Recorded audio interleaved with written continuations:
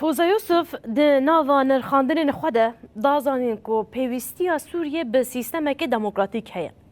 Her wiha diyar kir ku di vê zimanê nefretê û dijminatiyê ji hûlê rabe û rê li ber wê bêgirtin. Têde dibêje nêrîneke hevbeş di vî alî de di aliyê her du aliyan de jî çêbûye lê agirînke weku mirov bikaribe Sûriyekê demokratîk û hevbeş bide ava kirin. الدولة ما قلت يعني دولة حتى أنا دجبركو دولة سوري نا دولتك ديمقراطيك بو أساس براستي يعني حتى تدي وسا أوكي وكي أو جهات قلتن يعني دولة الدنيا وكي دايكا نيزي همولاتي خد بني ما وكي جنبافي نيزي مدبو يعني براستي حتى يعني نقاشك وهات كر يعني إما دولتها ما وكي جنبافي نيزي مدبو يا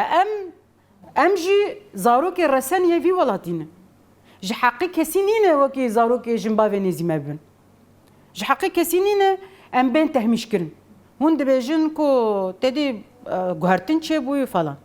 İnsanê me jî kêfxweş bûn gotin vayê tedî em darin û tên îdî serbest û falan niha millet naxwaze were Şamê. Ji ber ku dibêjin belkî em bên girtin. Ev çi ne mesela sebebê wê çi ne? Çima rê ve dibe got ev şerx zêde bibe. Mesela xîtaba nefretê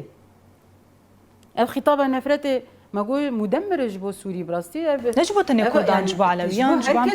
يعني شما ام سوريا جاب لبهلن جاب دون نفرت بكن هنا كان فايدت كن جفيا هنا كانت خوازن تول هلدان خواب بيش بخين هناك دولت دخوازن فيها بيش بخين ريك البيشا شر حتى بكن شر نافخوي بكن يعني ما قلت في رنجي اوانا حمو برزغريكن وفياجي شاف كان يا خوش في هذا غيرك هون اراده هرمي هون اساس بكرن واوجه السيرفيا يعني تقص ذكرنكو اف خطاب يعني جريكي كس الي في نكي جبركو في براستي خرادك يعني تفنا سوري خرادك يكيتيا جواكي يا سوري خرادك وريل بيشا نفرتا جو جاري ويل بيشا انجامين جران فيك يعني مثلا فياجي اني سرزما يعني ايه تشتكوا من اوكر من اريني جود ازبجم يعني جارك ابا بردوام بك ابدا نص وغيري وجهي تشارنينه مادام هر دو طرف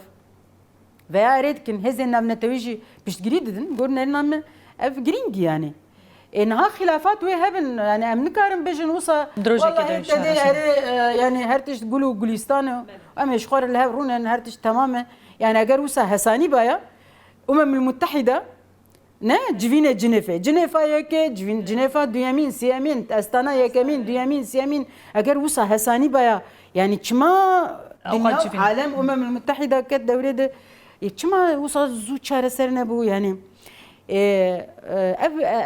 ازوي اساس دبينم نعم مجارن دنه يدي دمان